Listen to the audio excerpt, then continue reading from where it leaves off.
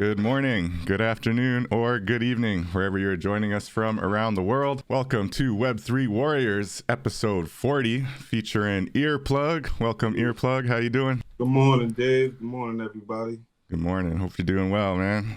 Eearplug is an NFT creator, metaverse builder, metaverse wearables creator. And so I'm really happy to have you here today, Eearplug, and welcome everybody to Web3 Warriors. I'm your host, David Krome. I go by Krome in the metaverse. And I'm excited today to talk about my favorite topic, which is building in the metaverse. And, you know, at Web3 Warriors, we're always looking at the creator economy. We're looking at the potential for creators to jump on the blockchain and into the metaverse and really just build to their heart's content and share those creations with other people, sell them, trade them, all that fun stuff. And nobody really embodies that. Well, there's a lot of people in the community embodying that, but Eearplug is one of the top, really with his head down, building in the metaverse, and a lot of really cool stuff to show, as you can see on the screen right now, which is his little plug shop corner of the world here in the metaverse. So for this episode, we are looking to talk about really the potential for the metaverse to grow into almost like an underground economy, or it really already is there, and looking at specifically fashion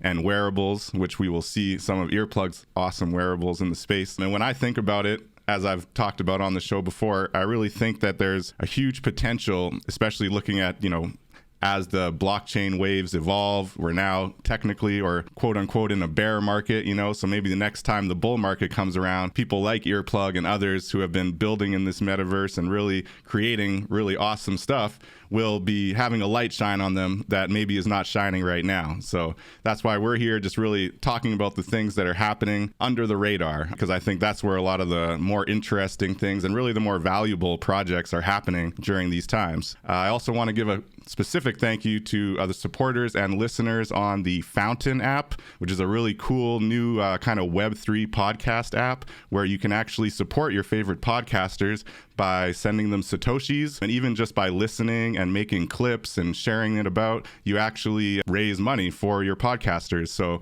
special shout out to Fountain and to those who are listening on Fountain and supporting the show. Much appreciated. It's really awesome to see. So yeah, really excited to have you here, Eearplug. I think you have a lot of different angles and dimensions to your artwork. You've got beautiful works of art, you've got awesome wearables, and you've got this whole kind of building in the Voxels metaverse specifically that I really want to kind of explore and get some feedback from you about, you know, why you've built it this way and what your kind of intentions are as we look into the future of the metaverse. But before we get into all that, maybe we'll start with just, you know, what brings you to the Web3, what brings you to the blockchain, and thank you again for joining Eearplug. So what brought you to Web3? I think it was just something that was kind of like meant to be. So 2020, end of 2020, somebody sent me invite to Clubhouse, and then from there I was on Clubhouse for a couple months, and it was just like a group of artists. We was just in different rooms sharing PTR and our physical artwork and doing auctions or whatnot, but just, you know, it was just an artist community overall. And then probably a couple months down the line, I heard a couple people talk about crypto art in the beginning, but then NFTs came around probably like late January, early February, and everybody was talking about NFTs. And then, you know, you start doing your own research and figuring it out. So for me, I've always been a creative, pretty much my whole lifetime creative, man. Overall, I love all mediums, and it presented itself as another platform for me to express myself, man. So Nice. that's what blockchain did, and give me sovereignty within, you know, what I'm doing, you know, complete ownership. So yeah, that's what's up. So you were one of those early adopters to Clubhouse. You're saying like so early or late 2021 kind of thing, or late 2020, I guess it would be. And it's good that you mentioned crypto art. You know, when I was talking to Kane and Porkchop on a recent episode, and I was really not catching the distinction between crypto art and NFTs, you know, and crypto art goes further back than NFTs, right? Like there have been people kind of using Bitcoin to trade crypto art on the counterparty platform for, they told me, like 7 years, right? So I thought that was really interesting kind of distinction, and really, I guess, kind of foreshadowing to the NFT movement, right? The crypto art space. Yeah. So did you build anything in crypto art yourself? Were you doing any of that counterparty or kind of earlier stuff? So I do have a free wallet. I haven't onboarded myself completely onto that, but the intentions are high, and that's another platform that I want to get on there. Nice, nice. Good stuff. So yeah, soon, Dave. No doubt, no doubt. So I got to ask the question, like I really love your metaverse, your corner of voxels here. What inspired you to really, purchase your lot in voxels and then build such a really cool and colorful, engaging corner of the metaverse? Okay, so I got to be transparent. I don't own it. Okay. You know what I'm saying? my guy Snacks, from Rare Pizza. I mean, yeah, the Pizza Dow. Oh, nice. He owns this parcel. So I came across this. Was kind of hip to voxels in the beginning. Took a minute for me to get there, and then when I did, it was like, okay, I could take these blocks and do them, move them around, and actually just take my thoughts and my imagination and build out something right here and be interactive with people. So yeah, this is Rare Pizza's plot right here, DJ Sandbox. DJ Sandbox. The inspiration for it, man, you got the bodega right there, which I call the bodega art. And you go in there, it's just pretty much my gallery. And then when you go upstairs, you got some more homely type of thing, but with the little bar going on. But it's just all about creativity, man. So it's just another space for me to have a platform to share my creativity, to actually have a place to come in and kind of like inspire myself. And then at the same time, it's like I love to do this type of thing in IRL, in real life. You know what I mean? So that's pretty much the goal right there, is to connect my NFTs to what I got going on in real life, man. And no doubt. So share a little bit of that. How do you make that connection, and what do you have going on in real life that you're pulling into the metaverse now? I mean, pretty much this is me right here. So at the same time, it's just like that. Those hoodies, those cargo shorts, those are pretty much things that I would wear and I would create, and connecting them to, what is it called? Fidgetals. You know what I mean? So when you go to collect one of these NFTs, that a certain apparel or whatever, tangible thing is attached to it. So now you have some type of real world utility and connection to me, other than it just being a digital thing. So that, that's pretty much the plan. And then from there, just being a resource, a creative resource, a creative hub. And, that's pretty much my everyday right there, man. That's how I live. So connecting with people like you, it's most important to, do things like this. And if we're, supporting each other or whatnot, or just, collecting each other's NFTs, I actually want you to have something extra other than just the digital piece right there. You know what I mean? It just puts that extra, pizzazz. That's awesome. Yeah, we love the Fidgetal conversation here. There's been a few guests that I mentioned Fidgetal, and they're like, "What's that?" And then I explain it to them. They're like, "Oh yeah, I do that." Like, yeah, I'm already sending physical art to anybody who purchases my digital NFT art. And I love that connection. And for you to take it in the wearables connection, we've had Jagar on the show as well. I know he was inspired by some of his 3D printing that he was doing in the real world that he then pulled into the metaverse in his own kind of way. And so you're saying you're kind of pulling your fashion. And so do you do like your own custom fashion? I'm seeing behind you there, you got the cool crypto high jacket with your earplug guy on them. So you do a lot of real world fashion as well? Yeah, these are my things that I put together right here, man. So, it's definitely available, but I want to, pretty much format it to where it's streamlined and that's what the standard is right there. You know what I'm saying? Some real world utility. That's awesome. That's awesome. So looking at, the non-real world utility, the digital metaverse utility, and looking at these really cool wearables that you've already created. Now they're not just wearables with your typical, shirt and pants, but you actually get a different face you can wear, right? So it's really an avatar, which is really cool. How do you view the evolution of, how people want to show up in the metaverse? Obviously the best part about it is that there's no limits and you can really do whatever you want. But how do you see the economy really growing from here, as somebody who's kind of heads down building really cool avatars and wearables already? I think it's important You know what I mean? For the people that are onboarded and already, into this type of thing, whether it be video gaming or whatnot, I think these things have already been going on. I don't think it's really anything new like that. It's just the simple fact that it's open source now, and it's like, you know what I'm saying, that it's the like a key or a door has been open for creatives to just do their thing and not really have to worry about somebody else presenting it to them and giving it to them the way that they imagine it. You know what I mean? So I think it's very important to have these type of virtual spaces to where you can connect with other people, other than just traveling to them in the physical. You know what I mean? These different representations of who you want to be, or just a creation, something that you did that you just might want to show to somebody that might inspire them, and they think it's just super cool, though. You know what I'm saying? So it's an expression for me, kind of like as a kid thinking about all the things that I could do, and now it's presenting itself to me as an adult. Like, here you go, right here. You can put your imagination on a platform and share with people. So No doubt. it's important. Yeah, and I love what you're saying about like just having that kind of communal space, right? A place where people can drop in if they want to see your art, see your wearables. They can do that, but you can also connect with them if you maybe like you and me, right? You're like in New York, I'm up here in Canada, but we're able to just jump into the metaverse, connect, and I could purchase, your wearables, your art, and support you directly, peer to peer, right from the metaverse, So I just jumped into the upstairs here, and I'm seeing all these beautiful Chimo-do photos of classic hip-hop icons. You own these NFTs? Yes, sir. Oh, my gosh. You were one of the lucky ones, eh? Did you get those early? You were there with these early. Yeah, it was early, man. These are good ones right here. Oh, that's beautiful, man. That's right legend. Here, man. I grew up off of them, so to come into NFTs and kind of like find out about the person who really was producing them through the whole time is dope. R.I.P. Chimodu.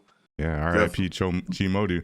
Could you share a little bit of the story? I think it's such a cool NFT community story. I missed it, unfortunately. I only heard about it after. I wish I was there for that actual room that happened where everybody was just like realizing the provenance of these photos and realizing that she, dropped them on the blockchain for a very affordable price and they were just snatching them up. I'd love to hear, your experience with that. I'd love to hear that.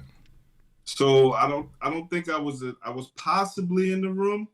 I might have not been paying attention to what was really going on. I know I was hearing, his name or whatnot, but somebody had DM'd me, and they was like, Chimodi. They sent me the picture of what it was, and they're like, yo, I think these would really look nice in your crypto voxels gallery.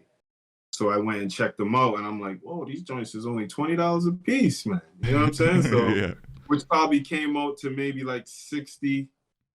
At the time, the gas was maybe like around $30, $40 or something like that, each one. You know what I'm saying?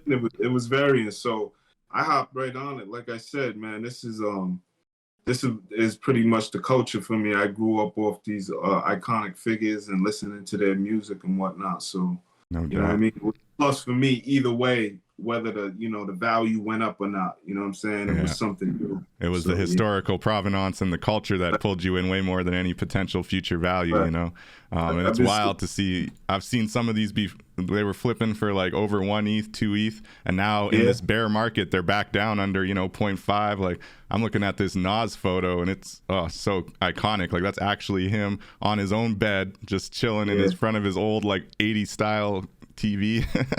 It's just it's so iconic, and now it's down at like 0.32. Check on the dresser. Yeah, he's got the Queensbridge shirt on the dresser. Yeah, no doubt, man. Oh, that's so clutch. Yeah, well, congratulations to you getting those Chimo dues, man. Those are like really, really iconic photos for real. And that is the culture. I've said many times on this show, the metaverse and the gaming really pulled me into NFTs, but the culture is what's made me stay, and I think it's just really amazing what the blockchain represents, especially for Black folks, frankly, especially looking at the diaspora, right? Looking at folks in Africa who are now able to generate revenue and sell their art and, reach out to a whole new, collector base that they just didn't have access to before. It's a revolution, Yeah, So it's what it's all about, man. It's about the culture. So looking at these awesome NFTs that you've got, right? I need to know the story. They say the Renaissance too. Yeah, that's true. Yeah, it is an art renaissance. I like revolution because I'm a political junkie, but I definitely see the art renaissance vibe as well. Definitely. That's what's up. That's what's up. So just a reminder, anybody in the chat who's got any questions, comments, feel free to share with us or ask Earplug. But I need to know, Earplug, the character, your central Earplug character that is recurring across many of your artworks, both in voxel form and in 3D form. What's the story behind them?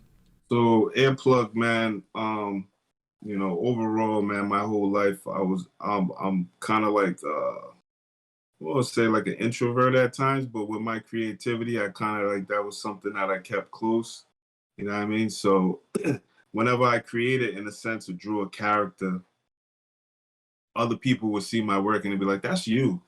You know what I'm saying?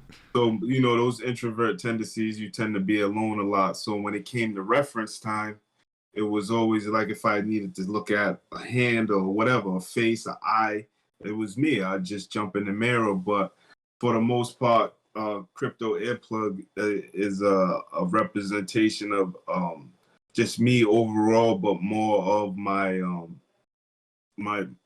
childhood. You know what I mean? Growing up off of my first Nintendo in 1988. You know what I mean? Things like that. And just thinking about being in the game or creating the game, and now all of that right now is like it's open source and it's like, hey, you can do that. And just the crypto wave overall, man. When I came into it, I seen a sense of ownership and sovereignty and the ability to put your legacy on the blockchain and be able to share it for years on end. You know what I mean? And even with these metaverses, say this link is still up 20, 30 years from now, you know what I mean? Right. And my children now are able to go back and go check that out. Or even when I'm, you know, not here in the physical anymore, I done left, you know, myself, you know, on this platform, exactly. Legacy. on the net. So, you know, that's what I'm here for, man. Pretty much legacy and just being creative and building, just, you know, kind of like no doubt. I like that you brought up the Nintendo reference, man. That's what's up, man. Because we're all creators and kids at heart, you know, just trying to express ourselves, you know. And the immutability is key, you know. That's what's up. I know you got kids. I got a kid. Just thinking about the next generation and being able to actually leave some art, you know, on the blockchain. Even the art I collect. I'm not as much of the creator, although, you know, I dabble in photography and other stuff here and there that I'm minting. But just the collection of art, you know, showing, you know, hey, your dad was supporting these artists, you know, when they were just getting started and building up, and who knows, you know, what they'll be doing 20 years from now, 10 years from now, even 5 years from now. You know, it's exciting to think about for sure. So that's really cool. So you use yourself as kind of the reference here for these NFTs, and you have an amazing array of options. You've got a lot of really cool pieces that you've built, not just with your own central character, but I see you got the game, you got MC Hammer. What's a little bit of your technical creation? You know, how do you build these things? You got Q in the purple suit. That's an icon from the space. I gotta try to get Q on here, man. I would love to talk to Q. That's the guy who put me on to the Chimadu. Oh, he put you on to Chimodu? Yeah, that's what's up. Good for him, man. He's like, yo, these would look nice in your gallery. No doubt. Yeah, Q's good people, man. But yeah, how do you build these? What do you use for your voxel creations here? So for that voxel, what is the name of it? I can't. Let me see. Give me a second, Dave. No problem. So it's kind of an app where you would take the picture and voxelize it, essentially. It's alpha time. Alpha time. Let me see. Let me give up some alpha. Where is this app at? I use my iPad for to build voxels. Nice. I mean, to build those pixels right there. To create the pixel art. Yeah. Yeah, that's awesome. I've been thinking I really got to upgrade the iPad situation. I've been sleeping on the iPad, and you know they're not too pricey these days. They're a little bit accessible.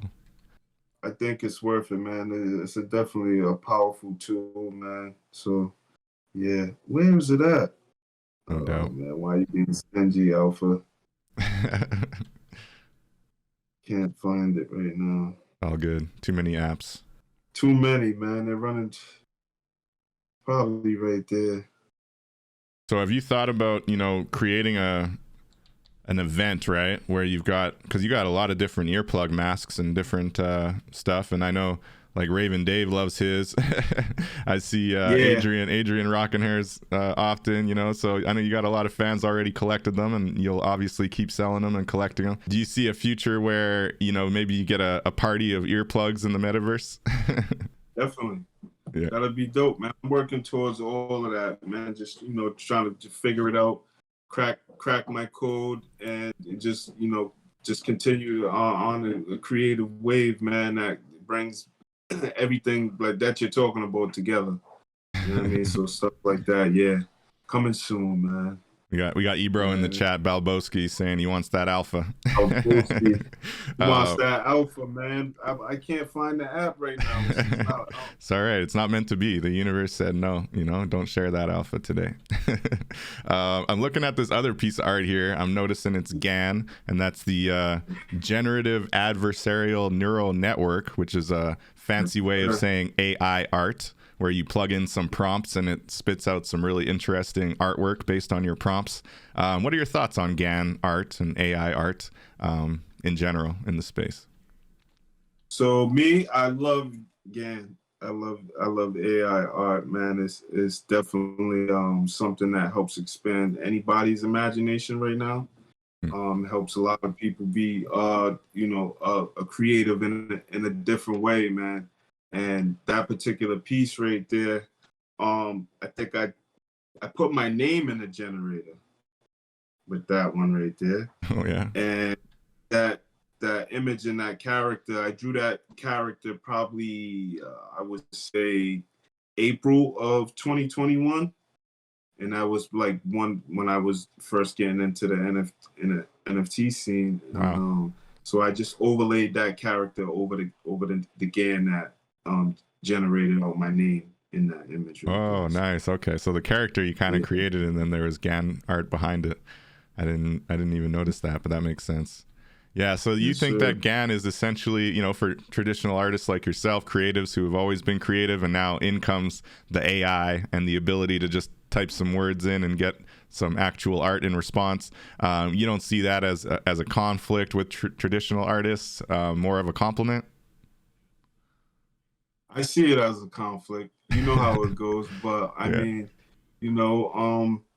just like how art is, man, it's just everybody's own perspective of how it goes, or how they see whatever that definition they think it is. You know what I mean? So there's gonna be controversy with that. There's gonna be people who think different because of their the way they grew up, or the way they've handled art throughout their whole life, and the definition of it that they have.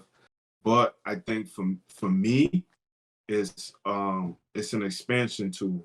You know what I'm saying? It's like there's just so much that you can do with it.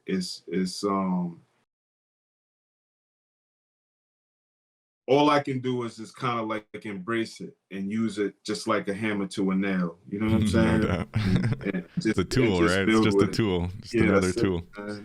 Well, we've seen. It's not another tool. It's really amazing though. Yeah, it's something else. It's not just a paintbrush, right? It's a whole lot jammed into this it's all application the movies that we grew up with, and now that shit is like to fruition. So it's dope, man. Yeah, well, over the summer there was this big blow up after I believe it was a GAN piece that actually won an art show, right, against a lot of traditional and fine artists. I'm thinking it's possible we see a future where art shows like that, art contests, actually go out of their way to say, no GAN art, no AI art allowed. Do you think that is an understandable kind of reaction, or do you think that putting those kind of limits on art ultimately, now you're defining what is and isn't art? You think it's okay? I would definitely put it in separate categories. Right. If you could, though, if you could distinguish the two. That's right. Sometimes it gets hard, you think you can tell. Yeah, it's hard. You know, good luck with that. I'm gonna stay in my lane. I'm gonna just build. Right, no doubt. I'm really interested in it as a collector, and I'll admit, I'm definitely a bit more of a fan of the paintbrush to pen pad, or even digital brush to pad, whatever the case may be. But definitely like the old school traditional artistry, and building creations by human hands, as opposed to an adversarial neural network. However, I can see the value in it. I just think it would be it would make sense to create that distinction, I think. And as we continue to evolve, it'll be interesting to see how the community reacts to it. And really the wider art space, I think, is just now, starting to come to grips with it. So I'm looking at the intro at the front here, and you've got this is the back? Yeah, this is the back room. And you've got these portals listed. And I'm seeing ABC Gallery, Low Sleazy. Tell me about the portals and what's the function here as I try them out.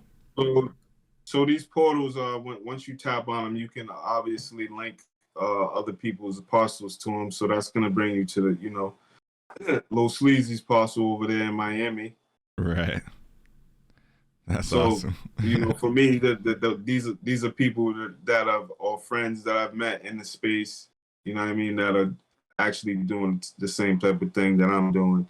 So I figured it would make sense for, to create the interoperability, you know what I mean? Not wait for nobody else to kind of do it for you. This platform already provides that, you know what I'm saying? And if you got that type of alpha, you can actually execute it and get it done. No doubt. So, my space, I didn't just want it to be connected to my space. There's other people out there, and I think that's how you get the best network and probably net worth one day. Just having those types of relationships and communication with other people that's doing the same thing as you. So. Yeah, no doubt. I just took another portal over to the Renaissance City folks, who are an awesome community, and we've got some awesome Renaissance City lots that we're utilizing for our Web3 Warriors.io website. Definitely really cool, and they've got their Guardians of the Secrets of the Stones little space here. So anybody who wants to find this corner of the metaverse here for Earplug spot can just look up DJ Sandbox when you go to voxels.com. If you look up DJ Sandbox, that's going to show you the amazing little corner of the metaverse that we've got here built. And I like what you're saying about interoperability, and even like these portal links could even technically link to a Decentraland lot, right? They could link out to a whole other metaverse sandbox, and you could just jump over. Your website. Any platform where you're connected to. That's the great thing about it. Yeah, for real. It's something. Yeah, it's alpha, right? You hear people talking about interoperability, but how many people are just creating their own solutions, And this is a solution that already exists, especially within Voxels, because it is so accessible, right? Even on your phone, you can jump into Voxels. Yeah. It kind of crashes a little bit, but yeah, that's a little bit more alpha. Yeah, it doesn't run quite as smoothly on the phone. You asked about the ABC Gallery though, Dave. So if you go back downstairs, and you take a little trip over there, teleport to ABC Gallery. Okay. That's actually my physical gallery. Nice. So I have, and you'll be, you know what I mean. So this is the digital twin to what I got going on in real life. And, you know what I mean? It's my art gallery / event space that I rent out for, small events for the community, and even curating events, of my own or just with other people, other creatives in my city. Yeah, so, this is awesome, man. This is really cool. You get a feel for, what I'm doing every day. This is kind of like the almost identical twin to what I got going on. It's a really big space. You have a space this big in real life? Yeah. Nice. Yes, sir. That's awesome. To have it, yep. So looking at these pieces, right, I'm noticing none of them are linked, and you're saying these are real life prints. Do you sell your real life prints on your website, or is it kind of a come and see in person kind of thing? And one of one, you buy this one and that's it? Or do you sell, copies of these? Because this is really nice artwork. So I usually use, I've been using Instagram for a while now, as far as like, promoting artwork, or Facebook and things of that nature. So these are just different pieces, man. That earplug right there with the ball in his hand, actually Rook owns that one right there. And Nice. that's when I when I was figuring 3D out right there.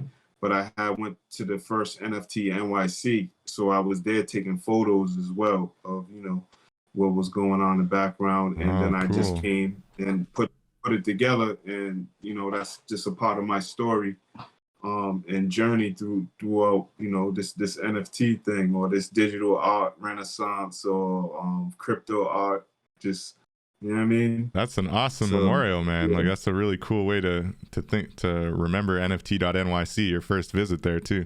So you took a photo Yes. and you worked it into this kind of crystal ball effect. Yeah, Wow. definitely. And then you got the And, backdrop as another photo too.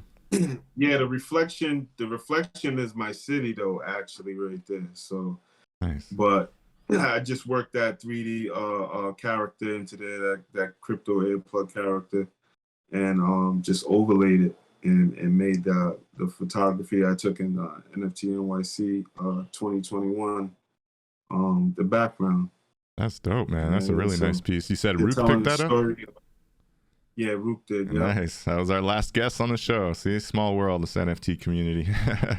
how it goes, man. Big up, Rook. Yeah, Rook's awesome.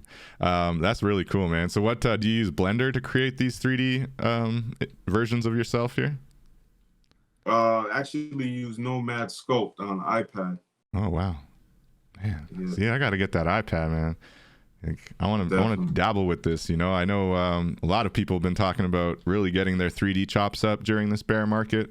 Because as the bull market comes back around, there's going to be a lot of people paying for 3D builders and creators and those who can build in the metaverse, right? How are you viewing that kind of economic opportunity for someone like yourself, who's now well versed in pixels, well versed in 3D? You know how to mint NFTs, you know how to build little corners and digital galleries. What do you think about the future prospects for someone with your skill set? Oh man, I'm excited, man. I think that's something that's kept me here. That's kind of like the glue, just being a creative overall, man, and just having this type of platform. And it wasn't hard for me it wasn't a hard sell. You know what I mean? Going through the trials and tribulations of being here for almost a couple years, it's just like those are the those bumps in the road become stepping stones, you know what I'm saying? And you learn, you gotta toughen up and be like, uh, no matter what form of success that you might be expecting, you know what I'm saying? Just stay true to what you're doing, you know what I'm saying? So overall, this was me already. I was a creative, so it was just a perfect fit, man. That's You awesome, know what I man. mean? And that's the kind of stories we continue to hear on the show, and it's so inspiring, because it's Yeah, people who are just meant to be here landing here is really what it comes down to, right? It's like there's a lot of yeah, other people that are chasing money, hoping to go to the moon, quote unquote, and all that, and that's great if you can manage it, power to you. But yeah. others who are just really seeing the value, the creative value, the community value, and yes, potentially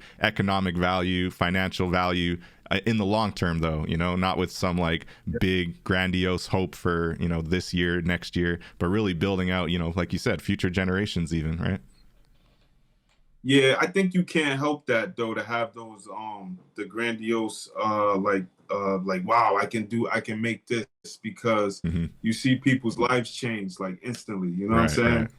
Yeah, like yo, I could do that same thing. So it's just like I said, you go through those trials and tribulations of, it kind of pans out of what you really want to do, and you find purpose in it. You know what I'm saying?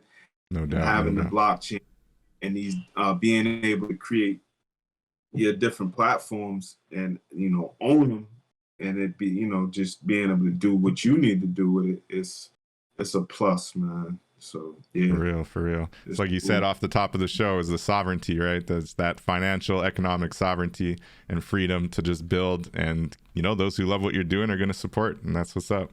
And Ebro is saying that the alpha is the iPad. Yeah, apparently. So I got to get on that iPad. So I'm looking at these awesome wearables that you got here, right? So you got shorts, you got shoes, all kinds of plug wearables. You got the masks. What inspires, you know, your future sales? You know, what do you think? Like, do you think about a target audience when you're building these, or like you said earlier, you really just kind of copy what you wear in real life? You know, do you think about who you're building it for?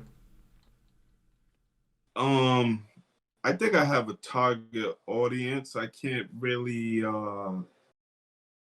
pinpoint it like that, though. I don't know where it's at. You know what I mean? But I can't say, man. I'm just expressing myself the best way I know how. You know what I'm saying? So if it comes along that people like what I'm doing, like what I'm creating, like who I am as as an individual and a creative, like, you know what I'm saying? I think that's the things that you kind of like have to be patient and wait on in this space. And then just, you know, while that's going on, you just keep doing your thing, man. You know what I'm saying? So that's where I'm at with it, man. If you like what I'm doing, you know what I'm saying? I'm actually putting it somewhere where it could be seen. Yeah, it's easy to see. Just look interact with it. Yeah, that's it. Visit the DJ Sandbox corner of the metaverse, and there you go. So looking at the different styles you've got, right? You got awesome, you know, drawn, colorful work. You got 3D work. You got pixel, digital art. If you had to choose, right there. That's a painting. This middle 3D one.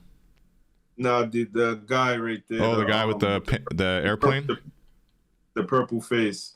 I really like that one. You haven't made that one an NFT yet? That's an artist, Lil Skies. Oh, nice. I don't know if you ever heard of Lil Skies. I think he's from Pittsburgh, Pennsylvania. Yeah, but I actually I went to Sony. I went to his show. It was a commission. A friend got me a commission to give it to him, so I went to Sony, went to his concert, and actually was able to give it to him. I don't know if he still has it or not. That would be dope, but that's an actual painting right there. That's awesome. Very cool. I was gonna ask, like, if you had to choose, you know, an art style that maybe defined you, do you think you could choose one, or how would you best describe your art style? Kind of like surreal in a sense. I like characters. I've always, you know, just drawn random characters, random faces or whatnot.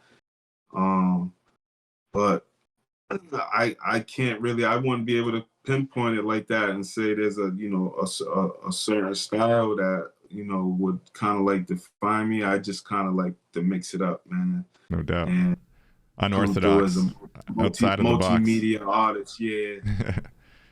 Multimedia artist. There you go. I like that. Yeah, looking at your wearable page, you know, you got over 140 creations, and like you said, you know, it is multi-dimensional for sure. Ranges from awesome voxels wearables to really beautiful works of art. Some are 3D works of art. Some have a little bit of GAN in there. So yeah, you're really just kind of trying everything and building a lot of really cool pieces. But there is a commonality, right? There's kind of a common theme through it. Obviously, your Earplug character, you know, pops up a lot of kind of hip hop, basketball references. Seen a little bit of skater reference as well. Are you into the skater scene? I mean, as a youth, yeah, I was. I always loved skateboarding, but just, you know, just that freedom to do something like that. You know what I mean? I think that's a hard sport. You got to have a lot of balance, but, you know, just overall, the aesthetic and look is dope. You know what I'm saying? No doubt. And the sport overall is cool. So yeah, I got skater ties, skater vibes. You know what I mean? That's what's up. Kick push. Yes, sir. Yeah, Shasha was just asking to confirm. You said that artist was Little Skies, the purple one? Yeah, Little Skies. Little Skies, no doubt. Very cool, man. That's amazing. That's amazing. So how do you find kind of, being an artist on the blockchain during this, quote unquote bear market, right? How are you still managing to get some sales? Are you not too concerned one way or the other with sales? Like you said, kind of just building, and those who come. But what do you think about the scene right now? It's a little bit quieter. I've heard that OpenSea's like on some days like 10% of what they were last year. So definitely a quieter time on the blockchain. So how are you approaching this market? I kind of look at it as when I first came into this thing, man. I think ETH was at like maybe like 1,200, between 12 and 1,600 ETH. Wow. So you know what I mean? For me, it's just like I seen a bull run. I seen it go up crazy. I seen people's lives change. I just seen a lot of stuff. And then when it kind of like, when the market went down, that's where I came from when I first entered in. So it was just like, oh, okay, I came in a Nice. Transition time. So, Nice. So it's just easy ebb and flow for you, right? It's kind of not as new. Can't wait to see another bull run and what it could do for, for me as a creative, and, being able to just be a resource and whatnot, man. So, I'm here for it. No doubt, no doubt. And I see your character's got the video games in hand. You mentioned Nintendo. How do you see the kind of gaming side of this? You got kids, do you think that, because right now gamers frankly aren't on the wave yet, that's the reality.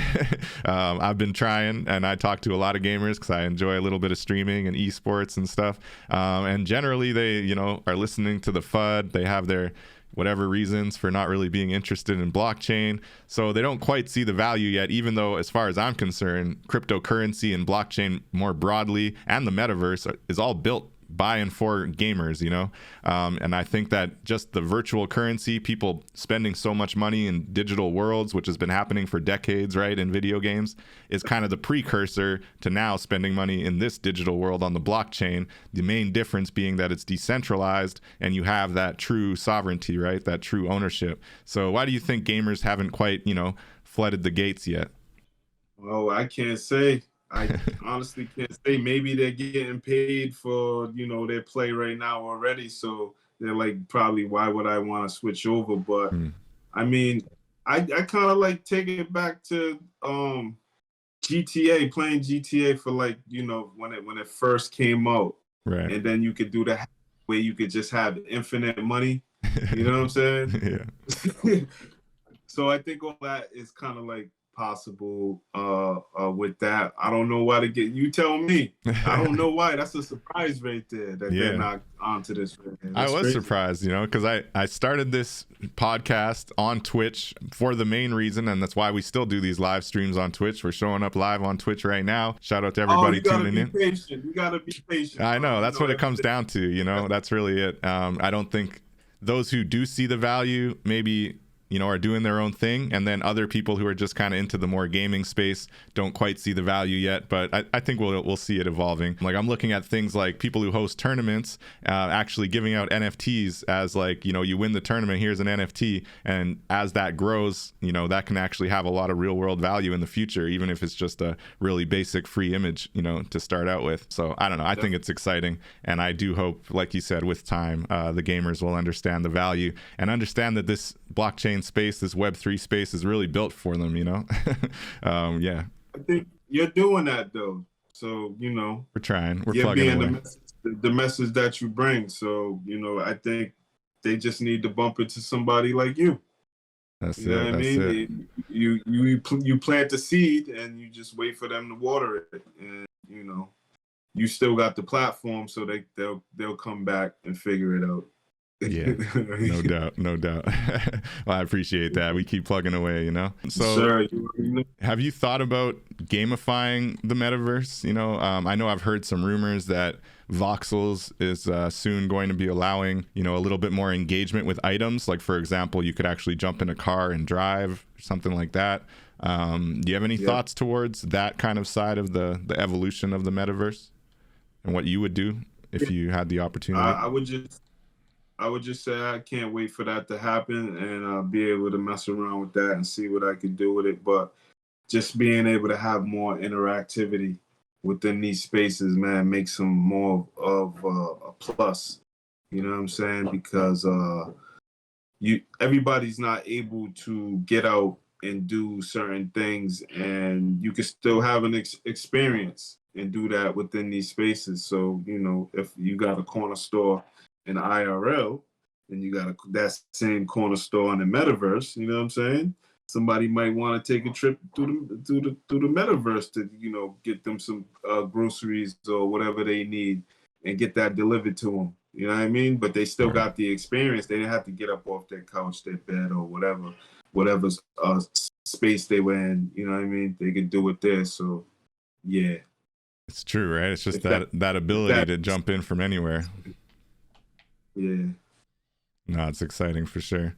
And what do you think about like people who maybe haven't quite taken the plunge but have a lot of, you know, digital artistry chops, you know, like you say on Instagram, right? There's a lot of artists that are still, you know, pushing their stuff on Instagram but haven't, you know, jumped into NFTs, or even yourself. Maybe I know there's some pieces that for whatever reason you'll share on Instagram but maybe you don't mint them as an NFT.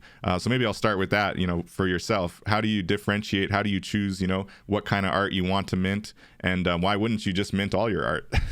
I think minting for me is a process. You know what I'm saying? Because sometimes I just don't want to put anything up there. Like there's you got to put traits, you know what I mean? All of that details to what this thing is, and possibly down the line what it could be more. You got to leave some type of room for it to grow. Right. You know what I'm saying? You don't just put it up there and just be like, oh, that's for. Well, at least for me, put it up there. And I wanted to add some type of purpose to it, some type of nostalgia, meaning.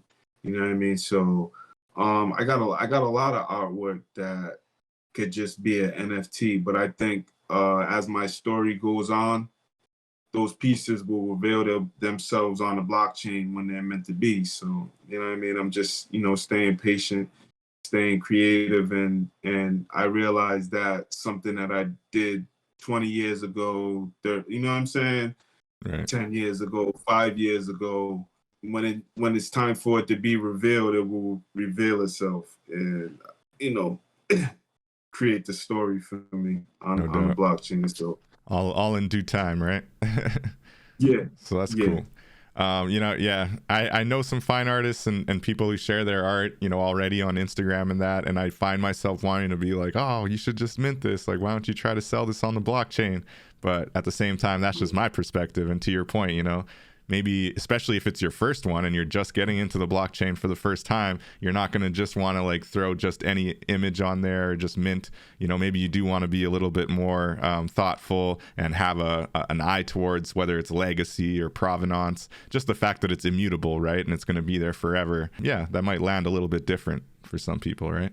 Yes, sir. I think just really working towards something, man, and then maybe one day it might catch fire, and then you're kind of like forced to kind of like, you know what I'm saying? Yeah. Move a certain way on the blockchain. So yeah, man, just let it take its time and its course. That's how I kind of like look at it. Makes sense. No need Even to though rush.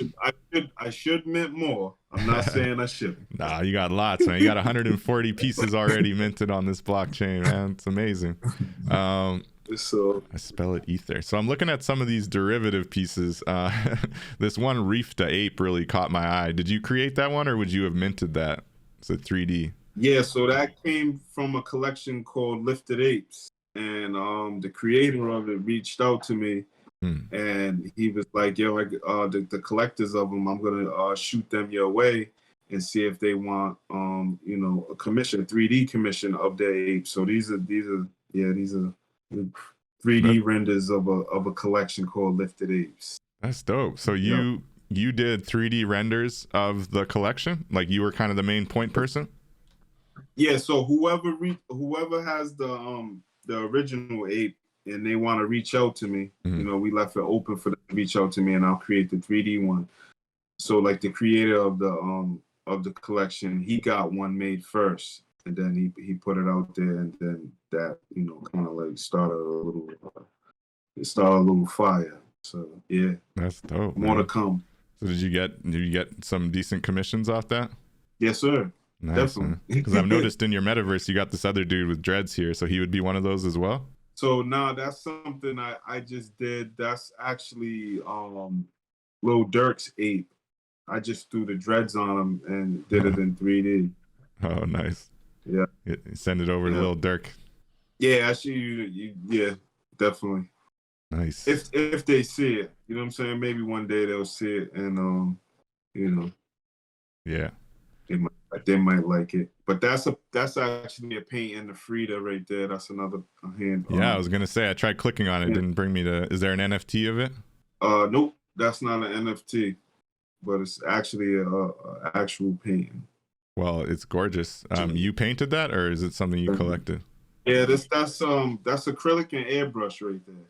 Man, you got airbrush chops too. Snap. Oh man, I I do. feel like something like that, Jody especially famous people like Frida, and like you gotta mint that, man. Yep.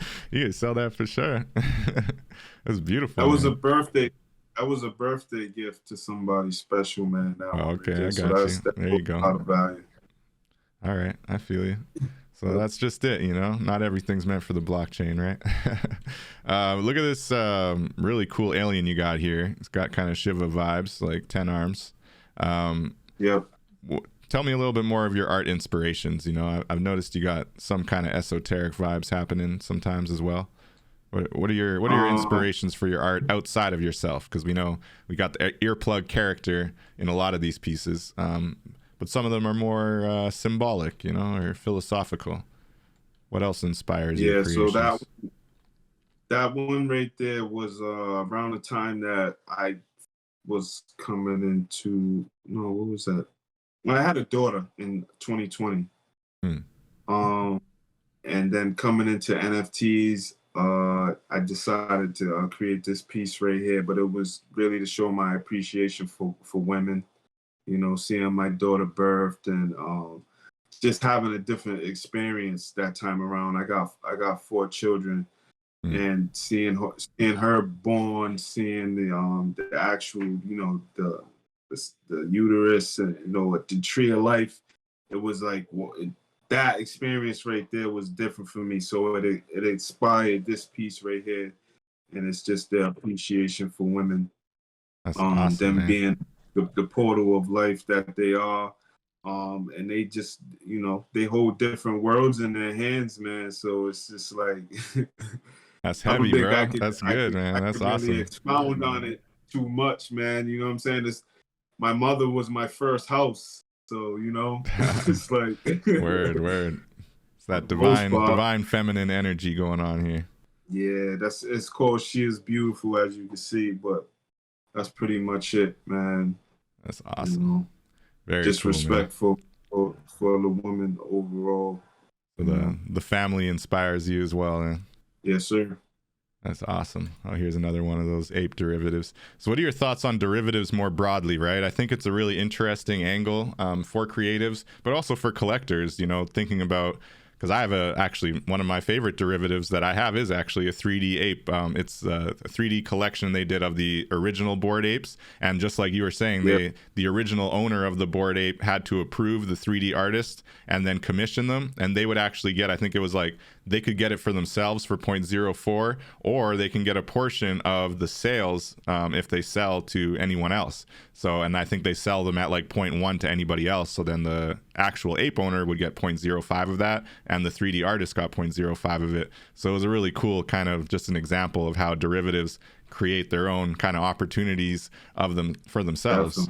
So do you think that's a good thing, looking at NFTs into the future, like spin-off collections and artists who are able to kind of lean in and maybe use an asset that already exists, but do their own spin on it?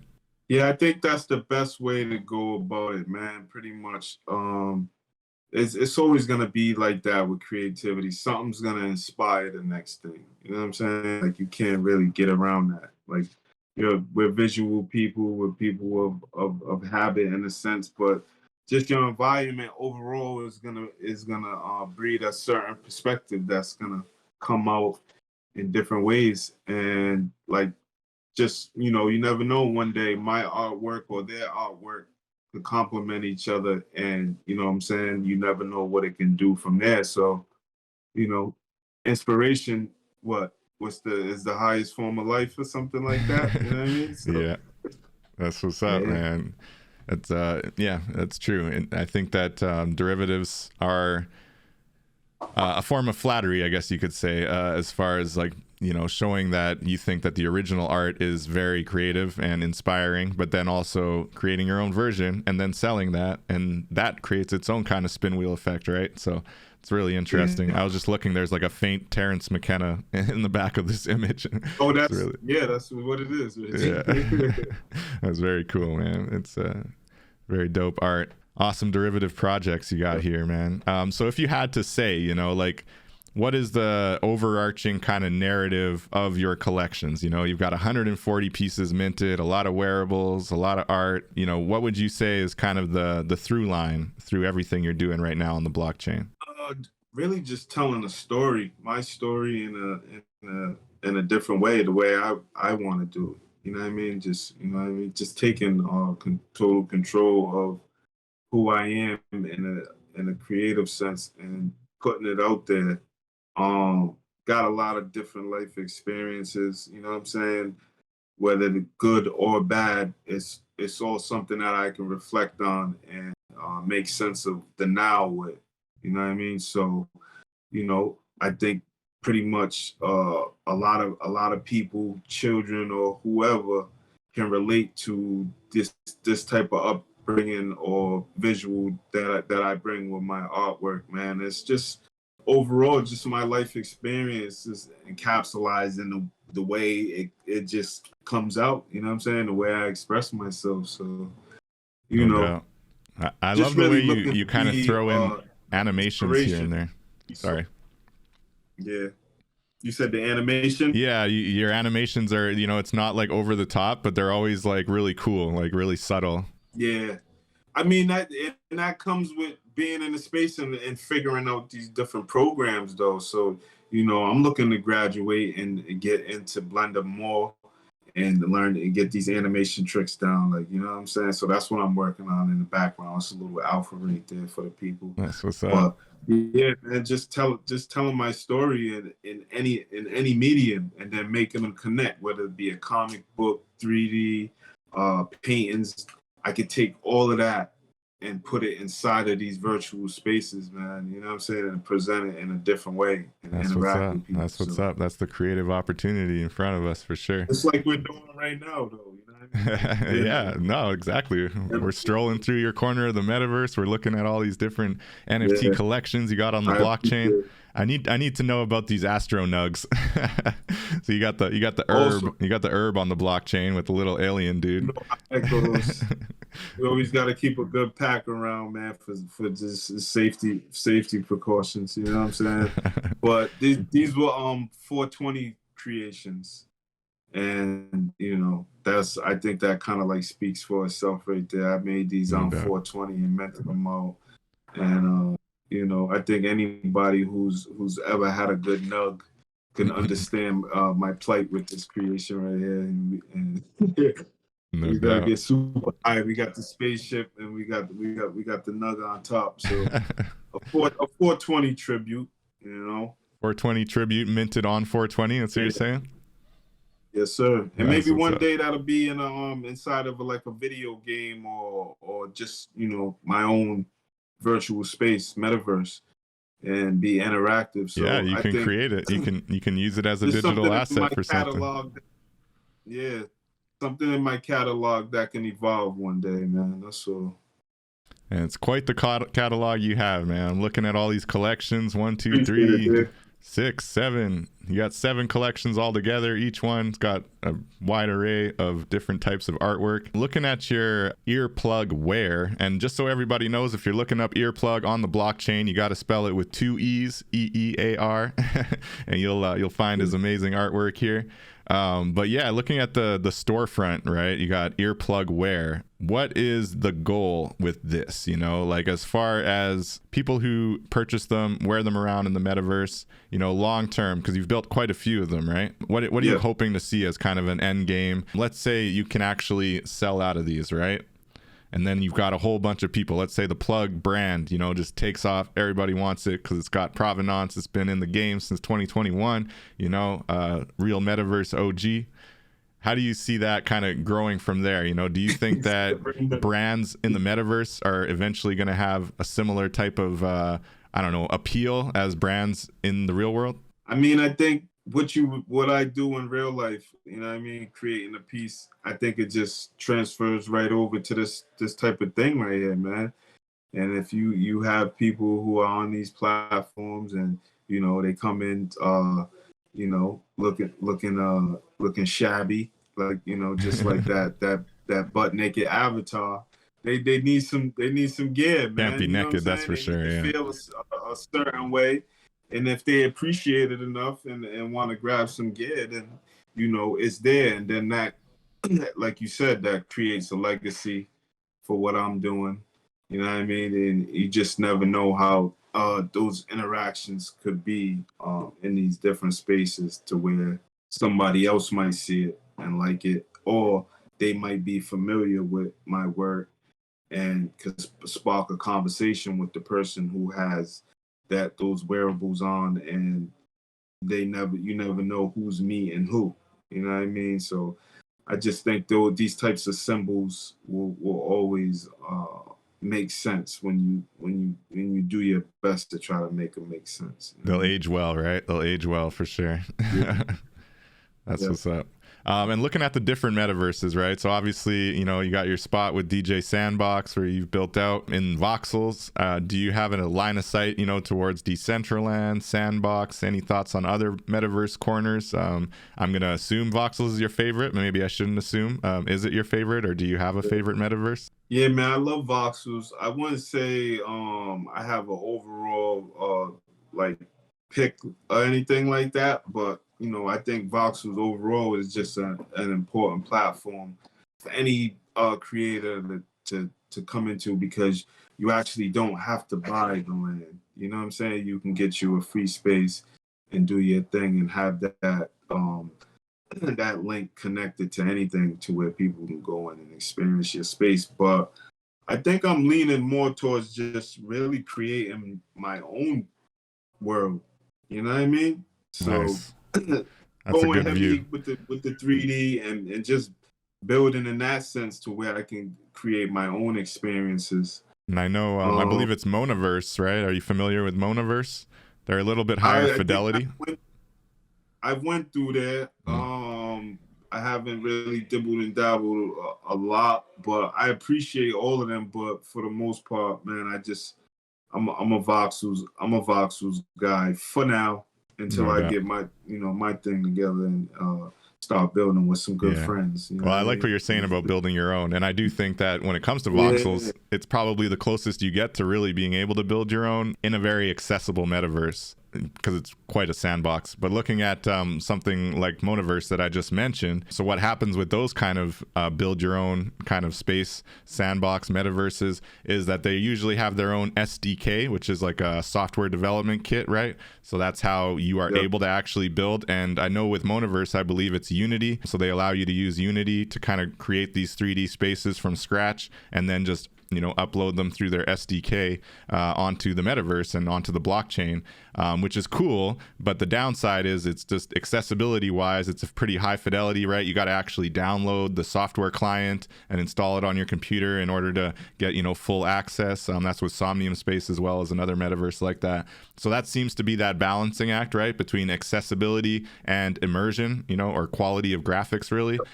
So that's where, Voxels is nice. And I think that's why Voxels has so much adoption, because it does have the accessibility factor really locked down for the most part. Earplug, I got to ask, what do you say to those who have their doubts about blockchain? What I mentioned with the gamers, whether it's artists who just really don't want to put their art on the blockchain because they just don't trust it. They've been listening to the FUD. What do you say to those folks as far as, from the perspective of somebody who's finding success and, more importantly, finding inspiration and value, intrinsic value with your art on the blockchain? What do you say to those who are dragging their feet or just don't like the blockchain for whatever reason? everybody's gonna have their own perception of blockchain, what it could do, who's using it a certain way. But I just think overall, it's like this is an individual journey. You know what I mean? No So doubt. kind of like separate yourself from the crowd and just see what you could do with it. Because it's just like another platform. You know what I'm saying? It's like if you say Web3, to me, it's just pretty much ownership. You know what I'm saying? So you can create a website, you can create, you can. All these tools are open source, so you could do it yourself. Yes, you might need help on the way, but I think that comes with any process. Just like walking outside, and you know what I'm saying. You just gotta pay attention. If you're walking down a set of stairs, you gotta kind of like pay attention to your steps No doubt. and be conscious of what you're doing. And you don't have to dive in like that. You know what I'm saying? Just, figure it out as you go. But, That's what's up. Be aware of the value, maybe, take your time to understand. Yeah. Yeah. Well, it's exciting, man. And you're an inspiration, honestly. Like 140 pieces, 150 plus pieces minted on the blockchain. All these awesome little pieces of artwork that you got on the walls of your metaverse space. Like it's really something else, man. And shout out to DJ Sandbox and the Rare Pizza crew for letting you build in here, because it's really amazing, Big man. up. Yeah, it's inspiring. Yeah. All right. Well, see, I even have my that's my first oil painting right there that I've ever did. Nice. The little girl. Yeah, Little Goddess. That was the name of there was a competition to paint that little girl right there. Oh, nice. So it's just like, man, being able to do what I was doing in IRL and put it in a video game setting. You know what I mean? And being able to interact with it is like, it's like next level for me. You know what I'm saying? Honestly, you painted this oil painting of this little girl. For a second, I actually thought it was Gan. I apologize. Yeah, that's a painting right there. That's beautifully detailed, man.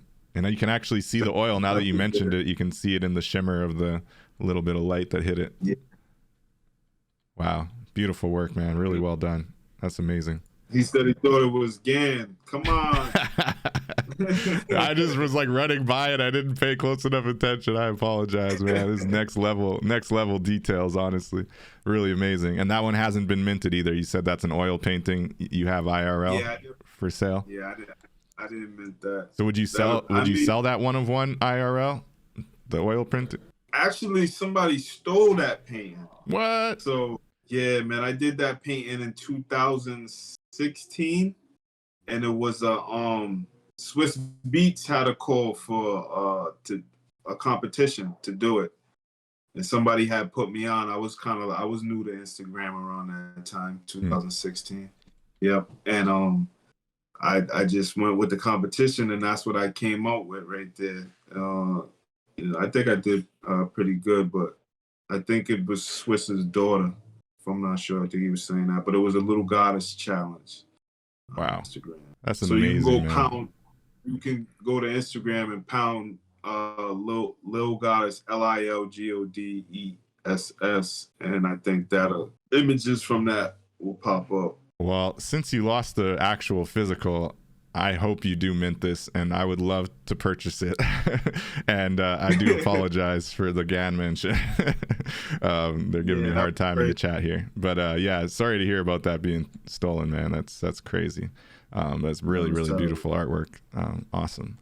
So you got mad skills, man. Really. Thank you so much for sharing them with us. Do you have any final thoughts or comments you'd like to share before we wrap here?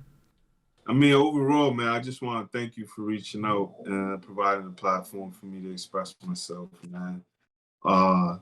Show my work going through the metaverse or these virtual spaces or just my imagination overall. I call it this space like a mental verse, you know what I'm saying? So, but shout out to you, man, Web3 Warriors. All day. I appreciate what you're doing, and just keep it up, man. You know what I mean? I definitely see this taking off, someday soon for you, and all those gamers are gonna, they're gonna be looking for Krome. So that's what's up. Let's go. Appreciate you, Earplug. We'll keep plugging shout away, out man. Everybody in the chat who stopped through, man. Crypto Earplug to the moon, and just pretty much, my creativity overall, man. It's my safe place. So, that's how I treat it, man. That's it.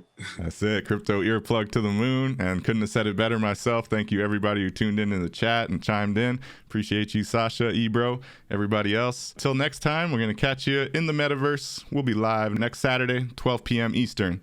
Till then, peace out. Catch you in the metaverse. Peace.